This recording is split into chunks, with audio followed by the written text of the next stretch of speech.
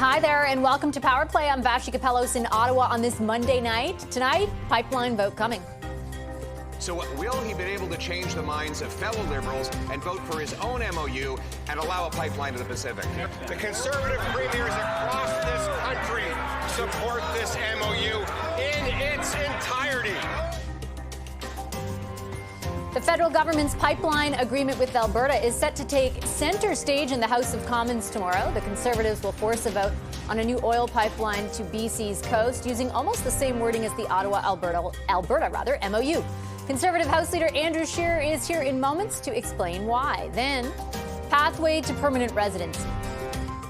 Today I'm pleased to announce a suite of new measures to recruit the doctors we need, to retain the ones we have. Ottawa announces new immigration measures for foreign-trained doctors, which is supposed to see a fast-tracking of permanent residency for eligible physicians. CTV's senior political correspondent Mike Licouture is going to join us with the details coming up, plus talking trade. And you had said you would halt those negotiations earlier after the tariff. Well, I have halted them. And so will you restart that? Yeah, we'll see. Following a closed-door meeting with Prime Minister Carney and Mexico's President Claudia Sheinbaum, U.S. President Donald Trump says we'll see about restarting trade talks with Canada. Our front bench is set to dig into the state of Canada-U.S. relations. Brian Gallant, Corey Tenike, Tom Mulcair, and Rob Benzie will all be here a little bit later on in the show. First, though. The Prime Minister claims to have changed his mind in a recent MOU. So will he be able to change the minds of fellow Liberals and vote for his own MOU and allow a pipeline to the Pacific? It's a sad day because the Conservatives are divided. The Conservative premiers across this country support this MOU in its entirety.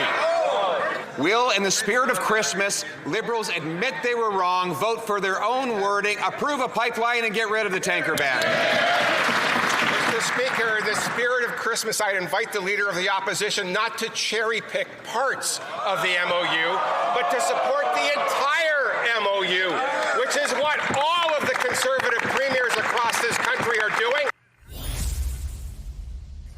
Debate in the House of Commons this afternoon on an upcoming Conservative opposition motion that will test pipeline support among all members of Parliament. Tomorrow, MPs will be forced to vote on whether they support, quote, the construction of one or more pipelines.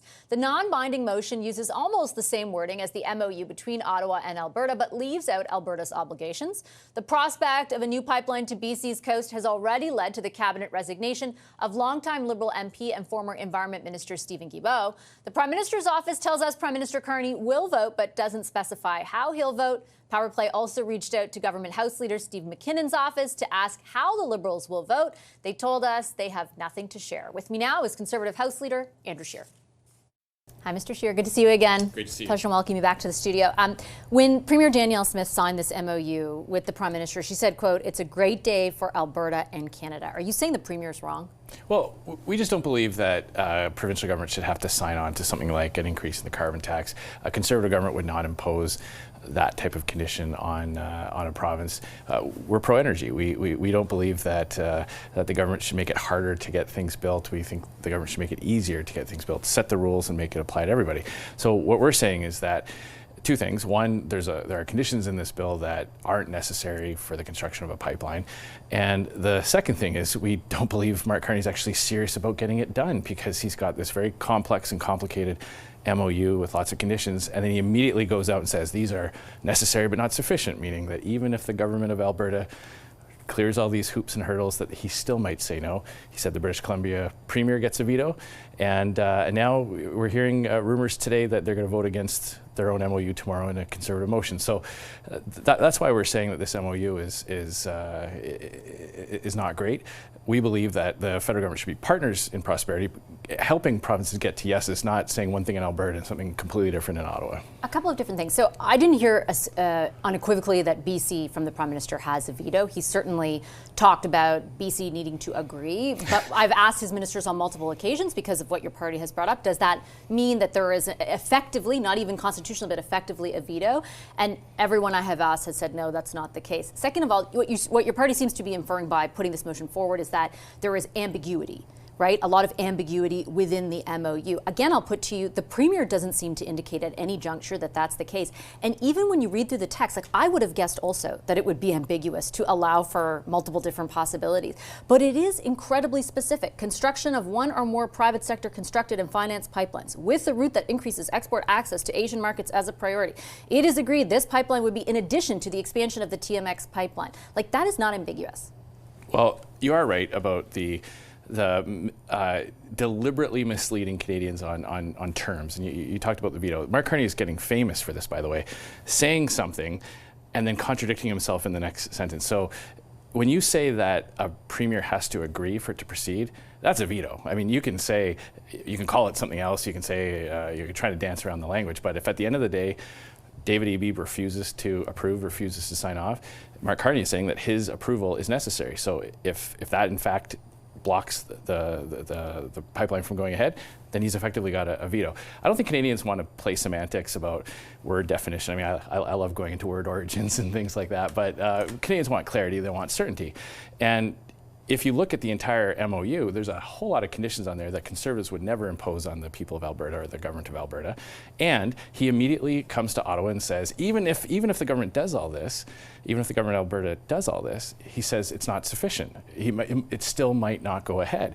And then we hear, Liberal MPs saying that it'll never get built. So what our motion is attempting to do tomorrow is to provide that clarity, give Liberals an opportunity to vote for their own MOU. We've lifted language right from the MOU. If they vote in favor, then that would send a signal that they're at least going to back up what they've signed on to. If they vote against it, or if half their caucus votes against it, it's going to be sending a very different message to Canadians. And what we're trying to show Canadians is that Mark Carney has spent his entire life fighting against energy development. He wrote a book called Values, where he defined himself as a human being and talked about the need for higher carbon taxes and leaving up to 50% of Canada's natural resources in the ground. So he's trying to reinvent himself and turn him into something that he just has never been. And the motion tomorrow is an attempt to provide Canadians clarity about who Mark Carney really is. But is it an attempt to be political because it is an issue that that their party doesn't fully agree on, and to exacerbate those differences when ultimately the Prime Minister did sign this MOU, right? Like, I take your point on things he said in the past. I certainly have questioned him about that.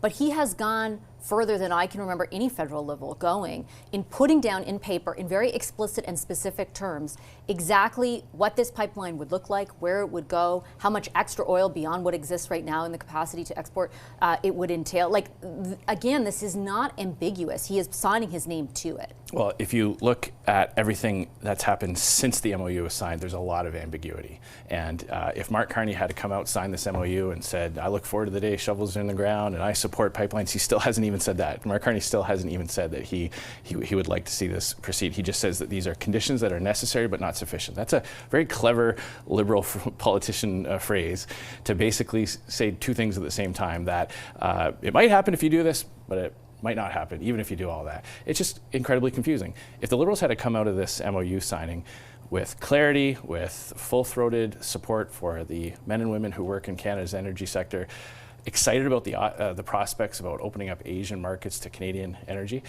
we'd probably be debating a different motion tomorrow. But the fact that you've got Liberal ministers saying something completely different than what the Prime Minister said when he was in Alberta, the fact that... But doesn't your caucus not agree on everything? Like, isn't that a part of a democracy? Like, there's not everyone is going to feel the exact same way. Ultimately, it's the person in power who's going to decide the direction of the party and the government. But even Mark Carney and Cabinet can't even provide that assurance to Canadians that if the government of Alberta succeeds in meeting clearing all these new hoops and hurdles and all this the new conditions that they've imposed, they still can't even clearly say whether or not a pipeline will actually get built. But that's what the MOU does say. Yes, but they've contradicted themselves immediately afterwards. That's the point. They haven't been able to clearly even stand behind their own MOU. The ink it still isn't dry yet.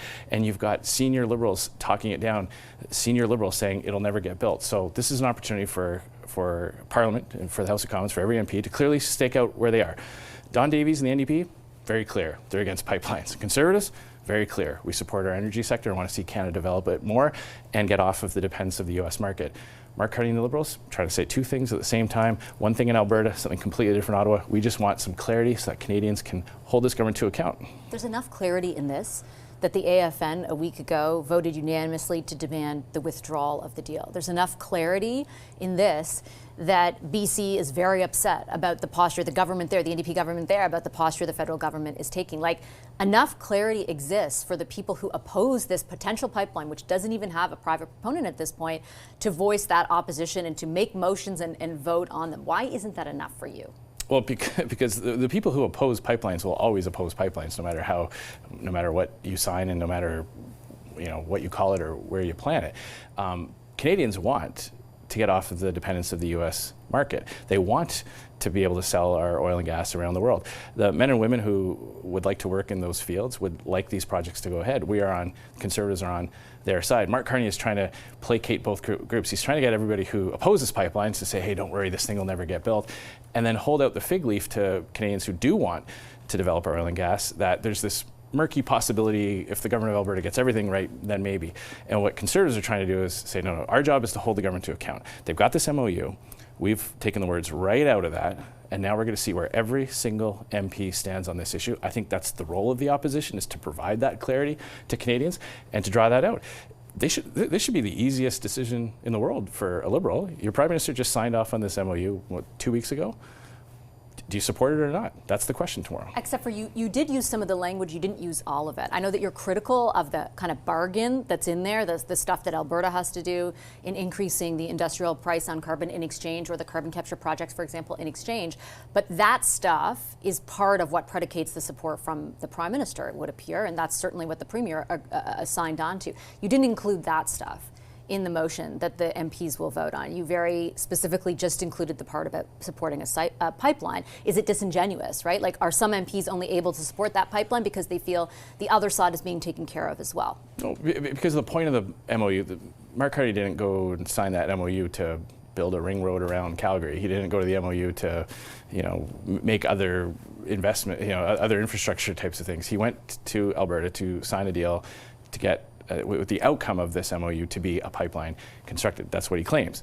So what we're just asking Liberal MPs is, do you support this in principle? Do you support the idea of getting to a yes where a pipeline could one day be built? But what if they support it predicated on additional measures to reduce emissions? Like, that's not included in there. You only put part of it. No, but there's nothing in the MOU that contradicts any of that. So there's no problem for a Liberal to vote in favor of that part of it, because it's not, we're not asking him to denounce any other part of it. It's a little bit like if you wanted me to buy your house and I say, okay, well, there's some conditions, maybe you got to change the paint color and change the landscaping in the backyard, and you say, okay, so, but in principle, do we have an agreement that you will buy my house? And I say, no, maybe not. Do these things and we'll keep talking maybe? I mean, that's not... But wouldn't you want to make sure the conditions are adhered to before you put out that kind of money? Yes, but if I can't even say that even if you did that, yes, you're right. You're absolutely right. You would want to as the seller. But what I'm saying is Mark Carney in this scenario is the person saying, if you make all these conditions, if you do all these things I've asked you to, then maybe?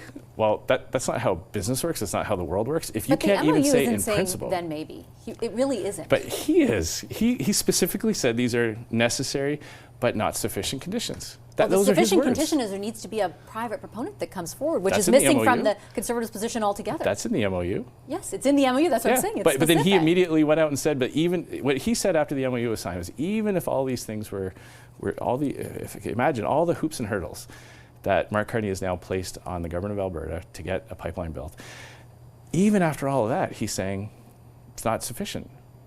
That's incredibly confusing to Canadians. It's sending a terrible signal to investors that, who's going to sign on to... Have any of those investors complained so far? I've only heard positive reaction from the industry. If you look at the energy industry, even after Mark Carney became Prime Minister... Since the MOU. Well, even after Mark Carney became Prime Minister, billions of dollars have gone into U.S. projects. Canadian companies are expanding their American businesses, their American projects to the benefit of American workers and American investors. That is not a recipe for success for Canada, and that's not what Mark Carney promised Canadians. And with this MOU, he promised he would move at unimaginable speeds. And again, we don't compare Mark Carney to previous prime ministers or Justin Trudeau. We compare him to himself. We hold him to the standard that he promised Canadians. He said he would move at unimaginable speeds. The timeline in this MOU are years away. And he's put incredibly difficult conditions on this that we don't believe are necessary. And now they can't even back it up with a vote in Parliament with their own caucus supporting what Mark Carney signed on to. Okay, I'm out of time. I have to leave it there. We'll look forward to the vote tomorrow. Thanks, Mr. Scheer. Appreciate it. Thank you very much. That's Conservative House Leader Andrew Scheer. Coming up on Power Play, our front bench will be here to talk pipeline politics and that upcoming vote in the House of Commons. Brian Gallant, Corey Tonight, Tom Mulcair, and Rob Benzie. There they all are. They're back with me in just 2 minutes.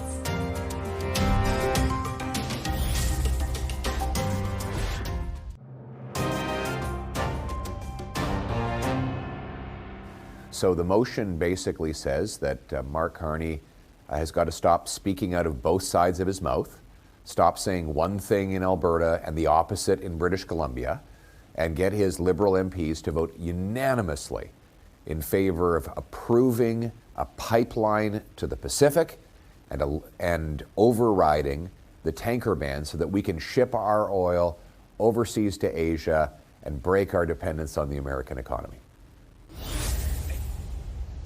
Conservative leader Pierre Poilievre speaking to CTV News over the weekend ahead of tomorrow's Conservative opposition motion, which is aimed at forcing all MPs to vote on their support for a new oil pipeline to the Pacific coast. The motion uses language from Ottawa's Memorandum of Understanding with Alberta and is meant to put Prime Minister Mark Carney's pipeline pledge to the test. The Prime Minister's office, for their part, tells us the Prime Minister will vote but would not disclose how he'll vote.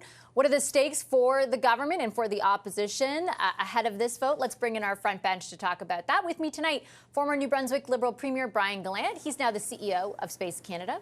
Corey Tonight was Ontario Premier Doug Ford's campaign manager and former Director of Communications for Prime Minister Stephen Harper. He's now CEO of Rubicon Strategy. CTV News political analyst and former NDP leader Tom Mulcair is with us, as is the Toronto Star's Queen's Park Bureau Chief Rob Benzie. Hi, everybody. Happy Monday. Benzie, I'll start with you. Strategically, what are the Conservatives hoping to do here, do you think? Well, I mean, they're trying to embarrass the Liberals, and that's what the opposition party has a role, and they're doing it their role. They want to make some BC Liberal MPs uncomfortable. They want to make former Cabinet Minister Stephen Guilbeault uncomfortable, and perhaps embarrass him, and then embarrass Mark Carney. The problem, Vashi, is this MOU was good enough for Alberta Premier Danielle Smith, and the signals that we saw from her in the last week or two have been really, really encouraging. I'm not sure that this a kind of Parliament Hill stunt is necessarily going to be good for building a nation, a project of this importance to this nation. I mean, here in Ontario, Premier Doug Ford is very enthusiastic about a pipeline to the Pacific because he's very worried about the jobs of steel makers and that industry here in this province. So we need a nation-building project like this. So I'm not sure that Parliament Hill mischief is necessarily going to be good for that. But, opposition parties have to oppose. That is their role.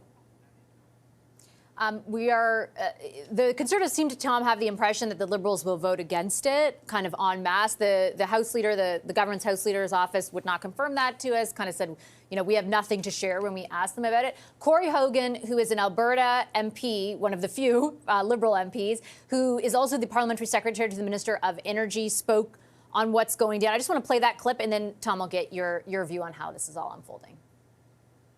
So look, if it's a yes vote, it might look like we don't take seriously our, requirement to consult with BC and First Nations. And if it's a no vote, it might look like we're not serious about the pipeline. So this, let's take it to a meta level. He knows what he's doing. Both of those situations, either a yes or a no vote, makes the pipeline less likely. The Prime Minister is a serious man for a serious moment. The Leader of the Opposition is not, and he's playing political games.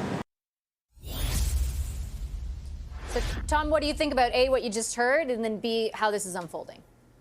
What I just heard is a perfect summary, because having been in opposition longer than I was in government, because I was a provincial minister before, I have to tell you, this is perfectly well played by the opposition, because the ideal motion of this nature is one to which there is no good answer. And that's exactly what they've crafted here.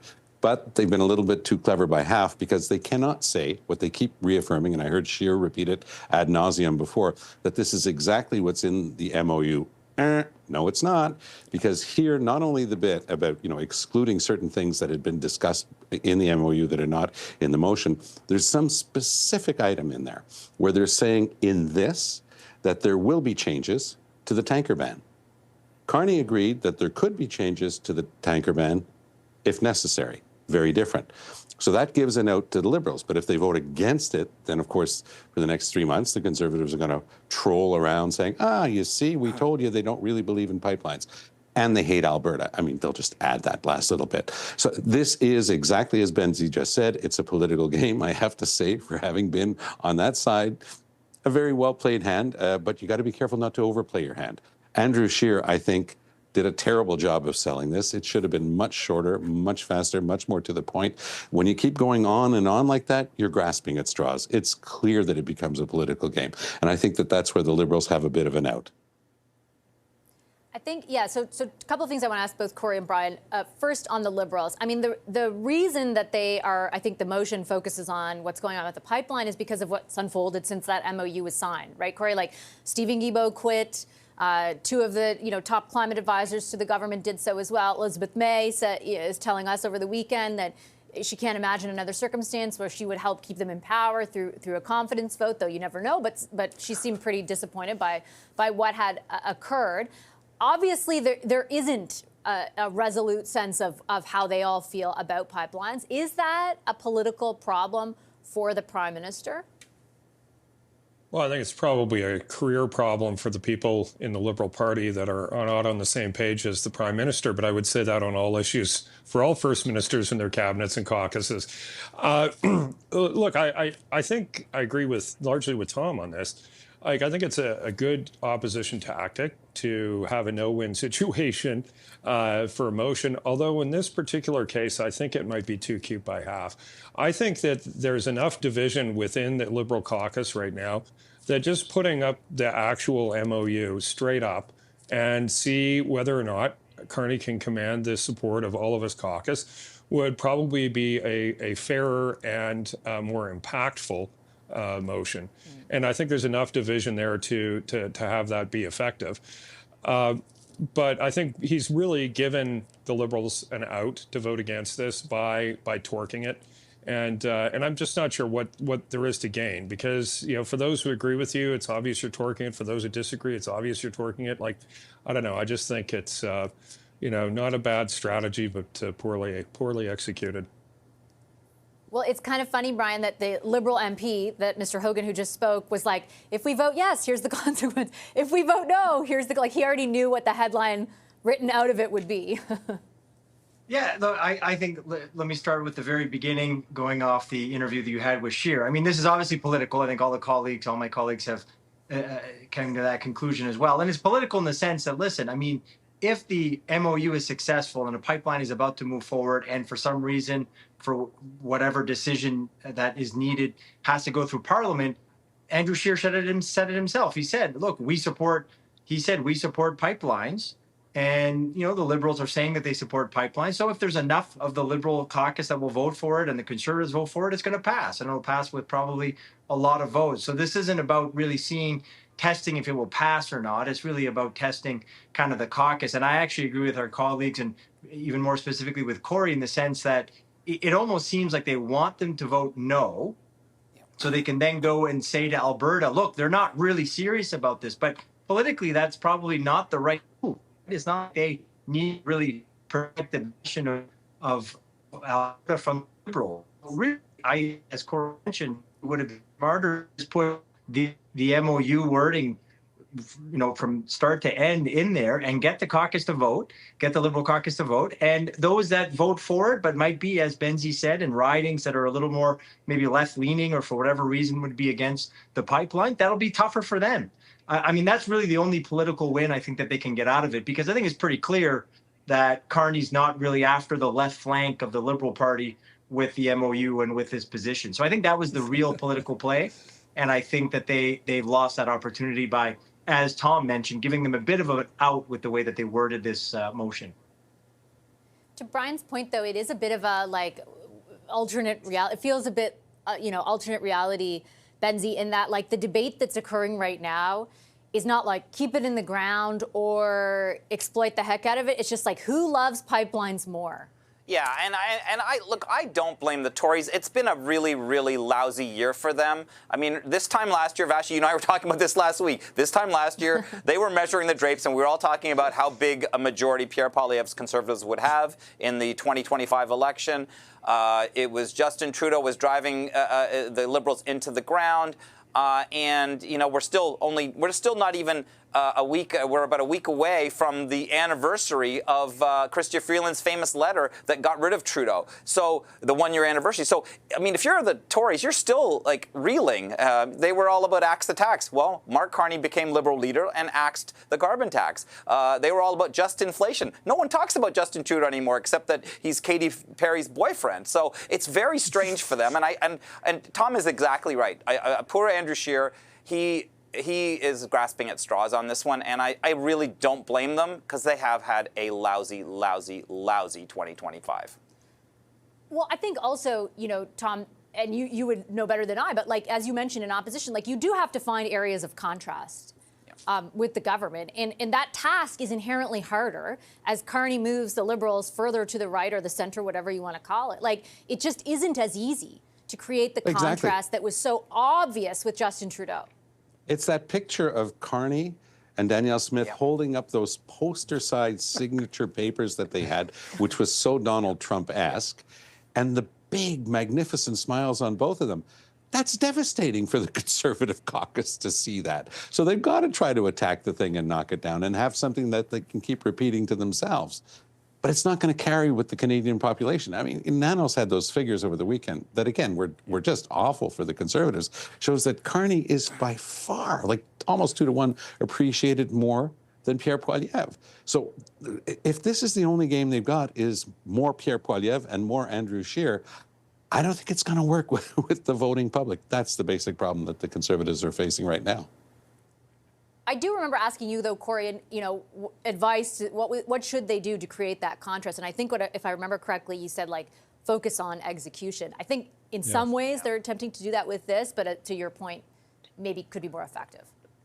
Well, I think that plan requires a bit of time. Like, I think this is, if you're trying to reel this fish in, you got to let some line out before you can bring it in. You know, you need to have the time to allow them to stumble. Allow this thing to get bogged down in the courts. Allow it to get bogged down in politics in BC and perhaps a BC election or a Quebec election. There's a lot of potential snags for any pipeline or any of these major projects between now and the next federal election, you know, whenever that may be. And I think you've got to allow some of those things to happen. And in the meantime, you know, keep your powder dry. But I think, you know, running off and shooting at this particular MOU in the way that they're doing looks kind of amateurish. It's not popular with Canadians, you know, in terms of going after the MOU. The MOU is, you know, receiving about 2/3 support from Canadians. That's pretty astonishing in and of itself. And so, you know, what's good advice for any opposition party? Do things that are popular. Stop doing things that are unpopular. And you know, it's really not a lot more complicated than that. You got to wait till the government does some unpopular things and be critical of it. My guess, Brian, last word to you, is that they may not feel like time is on their side to wait it out, given the possibility and perhaps the likelihood of an election sooner rather than later. Yeah, sure. I want to say a few things. I think execution is a great point for the Conservatives to focus on, because even on things that maybe the Carney government would be doing okay on moving on, like let's say if they're moving okay on a pipeline, it takes so long and there's so much to have happen before there'll be any shovels in the ground. So kind of focusing on the fact that, yeah, they're saying these things, but they can't get them done would probably make more sense. But to your point, time could be a ticking, whether it be the leadership review that Poilievre has to go through, or if obviously there's an election. So they're going to look for things that are a little more timely. I can understand that. And I want to be fair. I mean, I don't think this move is terrible or anything. I think the wording, again, if it was the MOU, would have been probably even tougher for the Liberal caucus. And I'll add, any type of MOU like this will take up some room on the agenda of the Liberal caucus meeting, and they're all going to kind of try to figure out how to deal with this and who does what and who says what. So from that point of view, that's worth something to the opposition. But no, I think that if they're going to be acting like this and focused on things that are really trying to save seats in Alberta And to, going off of my colleague's point, if it's because they had a great photo op, Carney had a photo op with Premier Smith and that bothered them, I would try to look at the long game a little bit, even if maybe time's not on your side, because it's not Alberta that's going to be the battleground. I don't think Carney and co are doing this because they think they're going to win a bunch of seats in Alberta. So I really think that they should say to themselves, how do we use this for other regions, other battlegrounds, like Ontario, like British Columbia, Atlantic Canada, BC, and then take it from there with that framing, and then make a decision on how we deal with it. Okay, I'm going to take a quick commercial break. Our front bench is sticking around. We'll tackle the latest on Canada and U.S. next.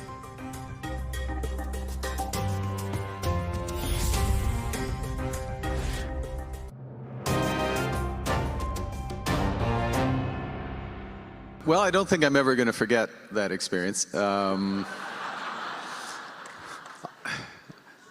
It's the first time I haven't danced to YMCA. When I go, or the Minister of International Trade or Minister of Finance goes and meets with any country in the world, with one exception, any country in the world, they want to do more business with Canada. Prime Minister Mark Carney in Ottawa this morning following a meeting with U.S. President Donald Trump on the sidelines of Friday's FIFA World Cup draw. The two leaders, alongside Mexican President Claudia Sheinbaum, spoke for about 3/4 of an hour together, despite messaging in advance, which was that any meeting would be bilateral and brief. The readout from that meeting didn't say much, though, just that the leaders agreed to keep working on the Canada-U.S.-Mexico agreement on trade. Yesterday, President Trump was asked whether he plans to restart trade talks with Canada, and he replied with, "We'll see." Speaking to reporters 24 hours later, Trump said he'll put very severe tariffs on Canadian fertilizer if needed to boost his domestic market. A lot of it does come in from Canada, and so we'll end up putting very severe tariffs on that if we have to, because that's the way you want to bolster here. And we can do it here. We can all do that here. But I would say what you do, you put very severe tariffs on from coming into other countries. You'll be making your own fertilizer very soon. In fact, let's bring back the front bench to talk about all of that. Brian Gallant, Corey Teneycke, Tom Mulcair, and Rob Benzie. Corey, I'll start with you. Make it make sense. I don't know what else to say. 45-minute meeting after the telegraphing ahead of it was, nothing's going to happen. It's going to be very brief. The three of them in a room with no staff. Nothing really out of that meeting tangible like that we're talking about today. What do you make of it all? Well, what's one to make of it? Like, I don't know. What would I say? Donald Trump, has got 1,000 problems right now, and Canada ain't one of them. Since Gallup started doing presidential polling, he's hit, I think, a new low for any U.S. president at this point in their administration at 36% support. I think he is in a very weakened position almost across the board. The off-cycle elections did not go well for the Republican Party, largely because of the president and his agenda, and one of the most unpopular portions of that being the tariffs. I think he's facing a high prospect of a Supreme Court striking down a number of his tariff measures, which I think would be yet another devastating blow for his administration. And you're seeing him having to do his taco. Trump always chickens out on another whole range of tariffs because of the unpopularity of rising domestic prices on foodstuffs.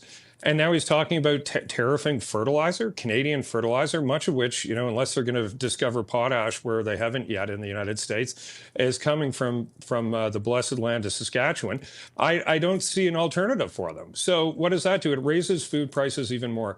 Trump is in a lot of trouble. He's in a lot of trouble on a lot of issues. And I think the best thing that Carney and the Canadian negotiating team can do is be very busy doing other things, like getting trade deals with other people around the world, and allow political gravity to bring the president down to something more approaching planet Earth. Do you think we can count on that political gravity, though, Brian? And I think Corey lays it out very well, right? Like it is all pulling in a downward direction, but at times that hasn't mattered to Trump.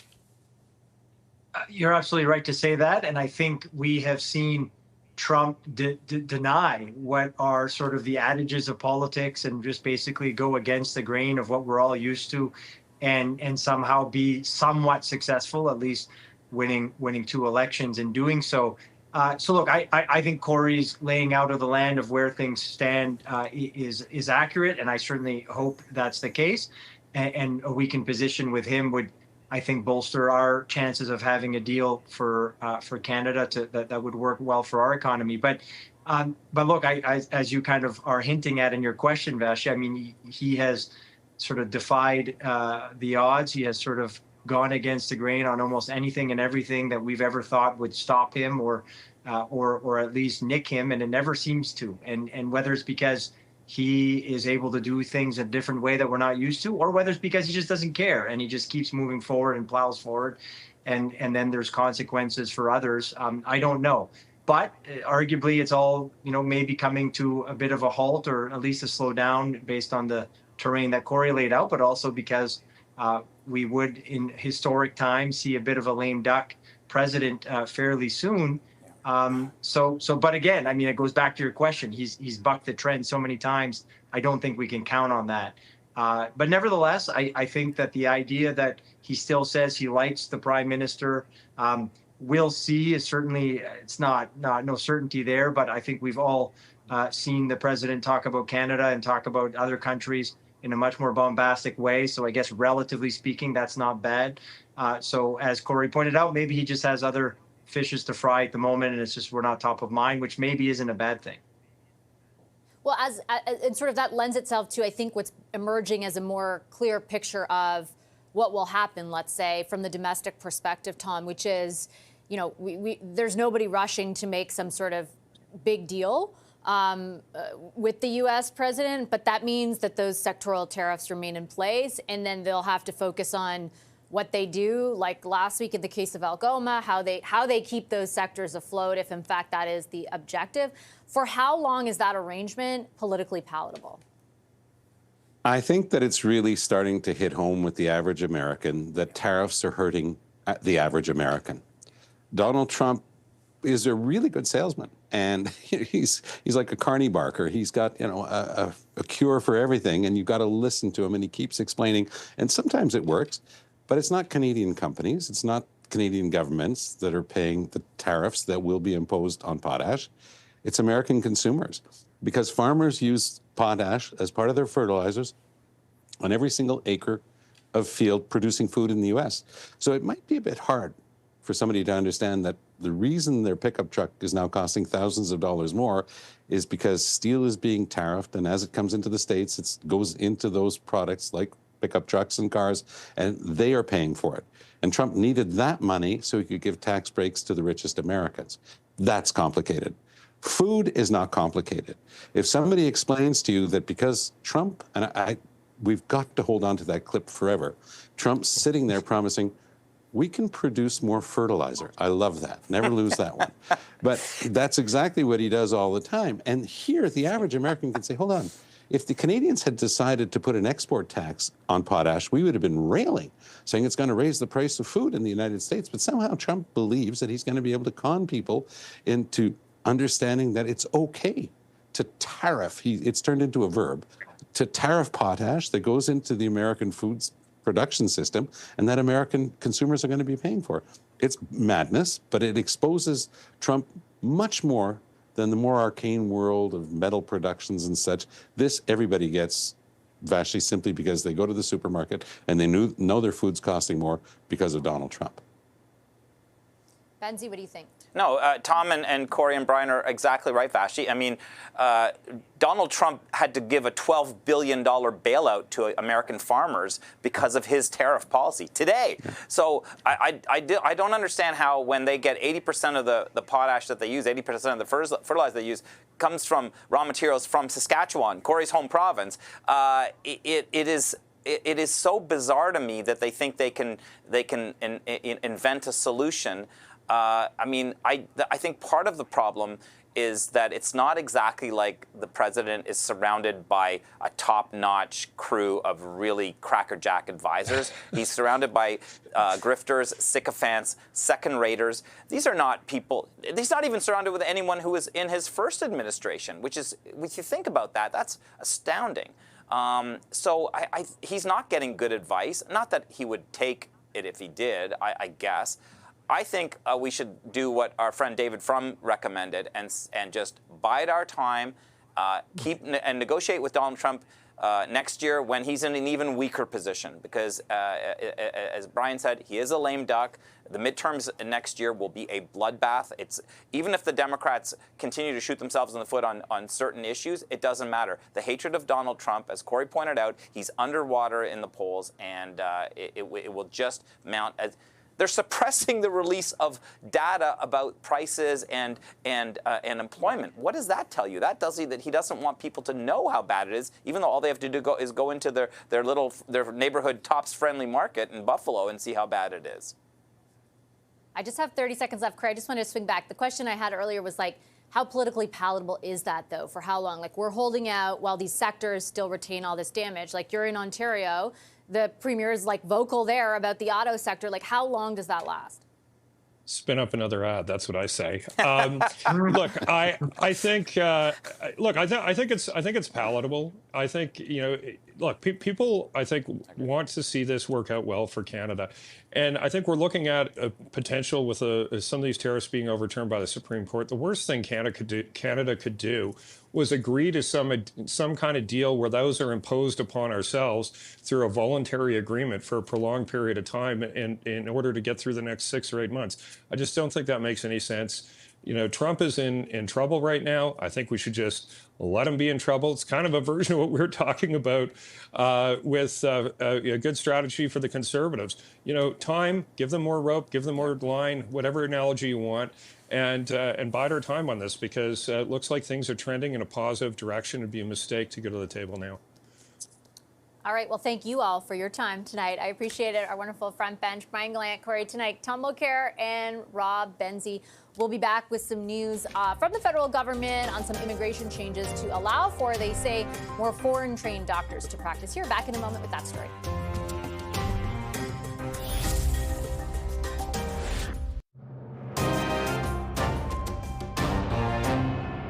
Today, I'm pleased to announce a suite of new measures to recruit the doctors we need, to retain the ones we have, and to cut processing times to ensure it all gets done quickly. These are necessary steps to build a healthcare workforce that is robust, diverse, and ready. We are committed to ensuring continuity of care for patients and strengthening system stability at a time when Canadians need it the most. Welcome back to Power Play. In an effort to tackle doctor shortages across Canada, the federal government, as you heard there, is promising to provide a new pathway to permanent residency for foreign-trained physicians. Here are the details on a new express entry category. The program will be open to international doctors currently working in Canada. Doctors who qualify will be invited to apply early next year.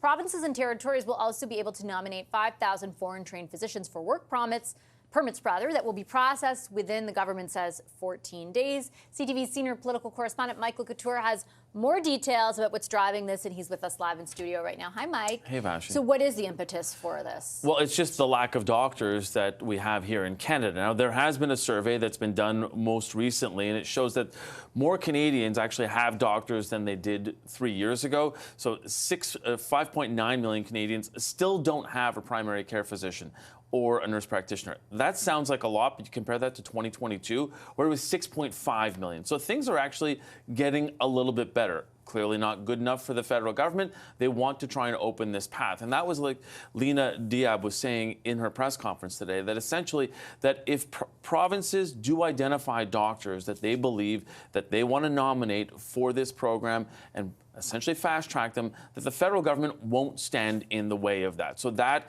is something that is really sort of driving this right now, in the access to physicians. And the thing that I think is interesting in all of this is that I spoke to a number of people today in trying to sort of figure out what is behind all this. The Internationally Trained Physicians of Canada, who are essentially a group that have physicians who are in Canada, as it says, internationally trained, but don't have their credentials that match or the recognition of those. They say that is the biggest issue here. That is still not being addressed by this government, but it's not really the feds that have to address it. It's the College of Physicians in each province, and it's really a provincial issue as well. So this person that I was speaking to at this organization had said that essentially, look, you have a number of doctors who are trained. They have gone through all of the hoops. They are actually citizens or permanent residents in Canada, but they're still not having their credentials recognized, and that is the missing piece so far. I think that's a great point, and that's certainly what I know a number of them who have come here who have said, like, it is such a crazy process to get that accreditation, and like you say, it's different in different provinces. Has the federal government indicated, like, there are some countries that have a national system for it, and there have been some calls. Are they anywhere on that, or are they just staying away? It's the provinces. Well, it doesn't seem like it at this point, because that might go into the health minister's department. But, you know, on the immigration side, they are not addressing that whatsoever in this. They're essentially saying they'll let more people in and let more people be nominated for this new system. But those people who are internationally trained, those internationally trained physicians of Canada, said it's just going to create more of a backlog, because you already have people who are waiting in the queue and waiting to be accredited, but they don't have their credentials that are being recognized. Okay, I'll leave it there. Mike, thanks for the details. Appreciate it. Our senior political correspondent, Mike LeCouture. We'll take a quick break. More Power Play on the other end of that break.